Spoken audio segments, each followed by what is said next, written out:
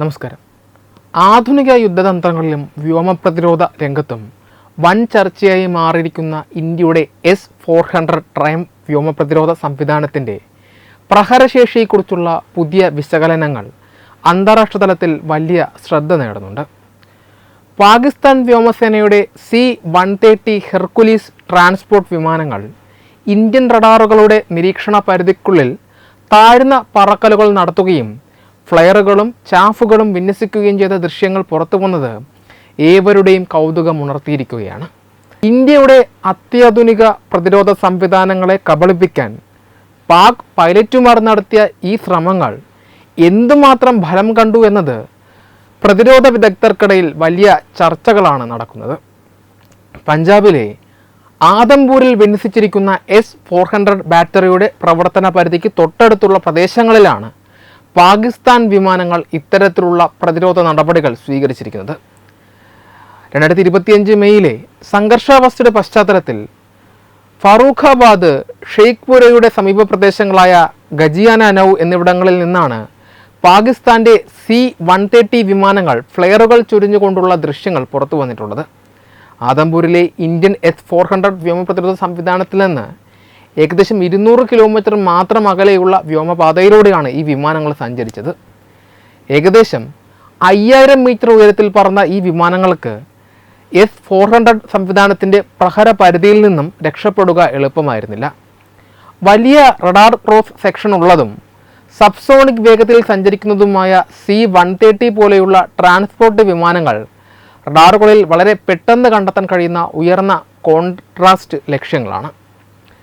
S-400 സംവിധാനത്തിൻ്റെ ദൂരപരിധി നിർണ്ണയിക്കുന്ന 91N6C big bird surveillance റഡാറിന് ഇത്തരം ലക്ഷ്യങ്ങളെ വളരെ ദൂരെ വെച്ച് തന്നെ കണ്ടെത്താൻ സാധിക്കുമെന്നത് പാക് വിമാനങ്ങളുടെ സുരക്ഷിതത്വത്തെ ചോദ്യം ചെയ്യുന്നു. ഏകദേശം 400 കിലോമീറ്റർ വരെ ദൂരപരിധിയുള്ള 40N6E, 250 കിലോമീറ്റർ പരിധിയുള്ള 48N6DM, 48N6E3 തുടങ്ങിയ കരുത്തുറ്റ മിസൈൽ ശേഖരമാണ് S-400 സിസ്റ്റത്തിലുള്ളത്. വലിയ ട്രാൻസ്പോർട്ട് വിമാനങ്ങളെയും ടാങ്കറുകളെയും ലക്ഷ്യമിട്ട് നിർമ്മിച്ച ഈ മിസൈലുകൾക്ക് 200 കിലോമീറ്റർ അകലെയുള്ള ലക്ഷ്യങ്ങളെ അനായാസം തകർക്കാൻ സാധിക്കും. 5000 മീറ്റർ ഉയരത്തിൽ പറക്കുന്ന ഒരു വിമാനം റഡാർ ചക്രവാളത്തിന് മുകളിലായതിനാൽ ടോപ്പ് സ്റ്റോൺ അല്ലെങ്കിൽ ഗ്രേവ് സ്റ്റോൺ ഫയർ കൺട്രോൾ റഡാറുകൾക്ക് അവയെ തടസ്സങ്ങളില്ലാതെ ലക്ഷ്യത്തിലേക്ക് വീക്ഷിക്കാൻ കഴിയും. ഒരിക്കൽ ഒരു മിസൈൽ വിക്ഷേപിക്കപ്പെട്ടാൽ C-130 വിമാനങ്ങളുടെ ഉയർന്ന മാനുവറബിലിറ്റി ഇല്ലാത്ത പ്രകൃതിയും സ്റ്റെൽത്ത് രൂപകൽപ്പനയുടെ അഭാവവും കാരണം അതിവേഗം പാഞ്ഞെത്തുന്ന മിസൈലുകളിൽ നിന്ന് രക്ഷപ്പെടുക അസാധ്യമാണ്. ഈ സാഹചര്യത്തിൽ പാക് വിമാനങ്ങൾക്ക് രക്ഷപ്പെടാൻ സഹായകരമാകുന്ന ചില തന്ത്രപരമായ ഘടകങ്ങൾ ഭൂപ്രകൃതിയിലെ പ്രത്യേകതകളും ഇലക്ട്രോണിക് യുദ്ധമുറകളുമാണ്. രണ്ട് രാജ്യങ്ങൾക്കുമിടയിലെ ദുർഘടമായ ഭൂപ്രകൃതിയിലോ പർവ്വതനിരകളിലോ റഡാർ കാഴ്ചയിൽ തടസ്സം സൃഷ്ടിച്ചേക്കാം. കൂടാതെ ഇലക്ട്രോണിക് ജാമിംഗ് സംവിധാനങ്ങളുടെ സഹായത്തോടെ റഡാർ സിഗ്നലുകളെ ആശയക്കുഴപ്പത്തിലാക്കാൻ ശ്രമിച്ചിട്ടുണ്ടാകാമെന്നും വിദഗ്ധർ കരുതുന്നു. എങ്കിലും S-400 സംവിധാനത്തിലുള്ള ശക്തമായ ആൻറ്റി ജാമിംഗ് സാങ്കേതികവിദ്യ ഇത്തരം തടസ്സങ്ങളെ എളുപ്പത്തിൽ മറികടക്കാൻ പര്യാപ്തമാണ്. പാകിസ്ഥാൻ വ്യോമസേനയുടെ ഇത്തരം വിമാനങ്ങൾ ഇന്ത്യൻ പ്രതിരോധ പരിധിക്കുള്ളിൽ ആവർത്തിച്ച് പറന്നത് റഡാർ പ്രതികരണ ശേഷി പരിശോധിക്കാനുള്ള ബോധപൂർവമായ ശ്രമങ്ങളുടെ ഭാഗമാണോ അതോ സാധാരണ ലോജിസ്റ്റിക് ദൗത്യങ്ങളാണോ എന്നത് ഔദ്യോഗികമായി സ്ഥിരീകരിക്കപ്പെട്ടിട്ടില്ല. ഇന്ത്യൻ റഡാറിൻ്റെ പരിധിയിൽ വന്നിട്ടും എന്തുകൊണ്ടാണ് പാക് വിമാനങ്ങൾക്ക് നേരെ ഇന്ത്യ മിസൈൽ പ്രയോഗിക്കാത്തത് എന്ന ചോദ്യം സ്വാഭാവികമായും ഉയർന്നു വന്നേക്കാം. ഇന്ത്യയുടെ അത്യാധുനിക S-400 ട്രയംഫ് വ്യോമപ്രതിരോധ സംവിധാനത്തിൻ്റെ പ്രഹര പരിധിക്കുള്ളിലും റഡാർ ദൃശ്യപരിധിയിലും പാകിസ്ഥാൻ വ്യോമസേനയുടെ C-130 വിമാനങ്ങൾ വന്നിട്ടും ഇന്ത്യൻ സൈന്യം അവയ്ക്ക് നേരെ മിസൈൽ പ്രയോഗിക്കാതിരുന്നതിന് പിന്നിൽ വളരെ ആഴമേറിയതും സങ്കീർണവുമായ സൈനിക നയതന്ത്ര തന്ത്രപരമായ കാരണങ്ങളുണ്ട്. കേവലം ഒരു വിമാനത്തെ വെടിവെച്ച് വീഴ്ത്തുക എന്നതിലുപരി ഒരു രാജ്യത്തിൻ്റെ ദേശീയ സുരക്ഷയും ആഗോളതലത്തിലുള്ള നയതന്ത്ര നിലപാടുകളും അന്താരാഷ്ട്ര നിയമങ്ങളും ഒരേ സമയം നിർണ്ണയിക്കുന്ന വലിയൊരു തീരുമാനമാണിത്.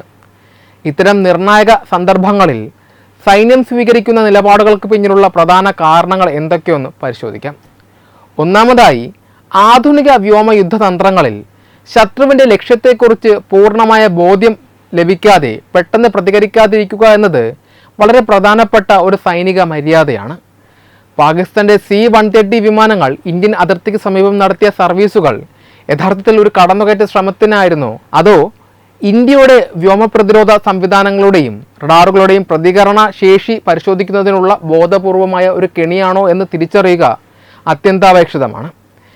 ഇത്തരം വിമാനങ്ങൾ ഫ്ലെയറുകളും ചാഫുകളും വിന്യസിച്ചുകൊണ്ട് മനഃപൂർവ്വം പ്രകോപനം സൃഷ്ടിക്കുമ്പോൾ തിരിച്ച് മിസൈൽ പ്രയോഗിച്ച് അവയെ തകർക്കുന്നത് ഇന്ത്യയുടെ കയ്യിലുള്ള ആയുധങ്ങളുടെ ശേഷിയും ലോഞ്ചിങ് ലൊക്കേഷനുകളും പാകിസ്ഥാന് കൃത്യമായി ചോർത്തി നൽകുന്നതിന് തുല്യമാകും.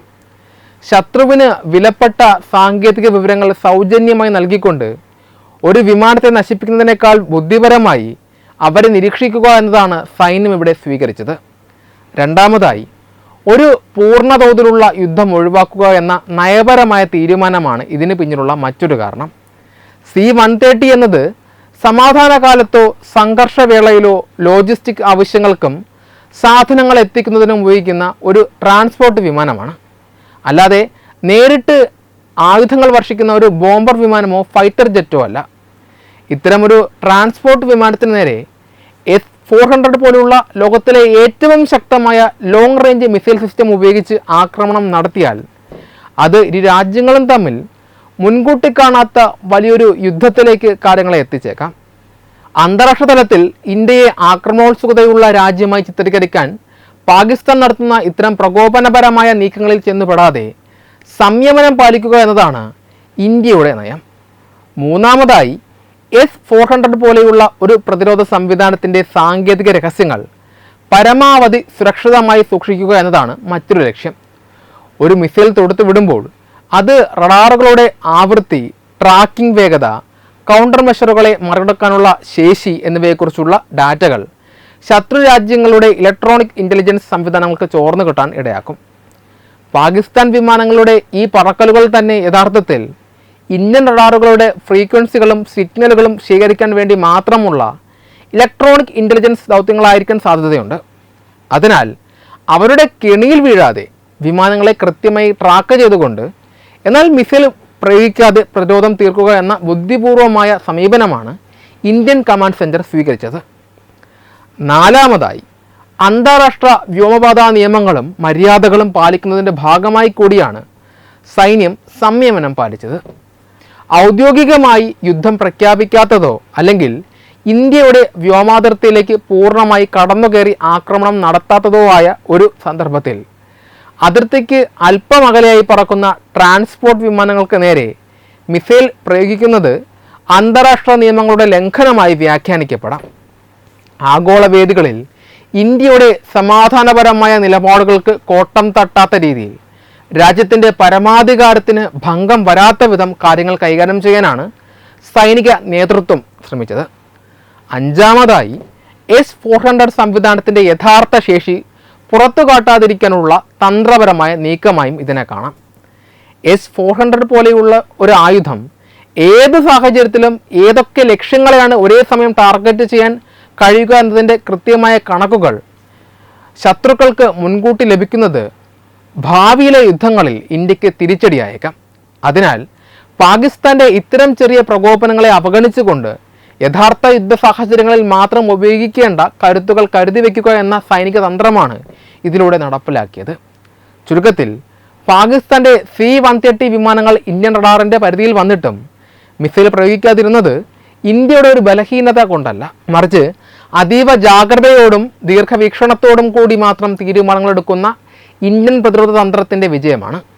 ശത്രുവിൻ്റെ ഓരോ പ്രകോപനത്തിനും വികാരാധീനമായി മറുപടി നൽകുന്നതിന് പകരം രാജ്യത്തിൻ്റെ തന്ത്രപരമായ സുരക്ഷയും ദീർഘകാല ലക്ഷ്യങ്ങളും മുൻനിർത്തി പക്വതയോടെയുള്ള നടപടികളാണ് ഇന്ത്യൻ സൈന്യം എക്കാലത്തും സ്വീകരിച്ചിട്ടുള്ളത്.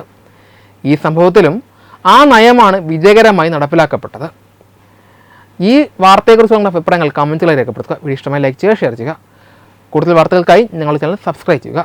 വെബ് ഡെസ്ക് തത്വമൈ ന്യൂസ്.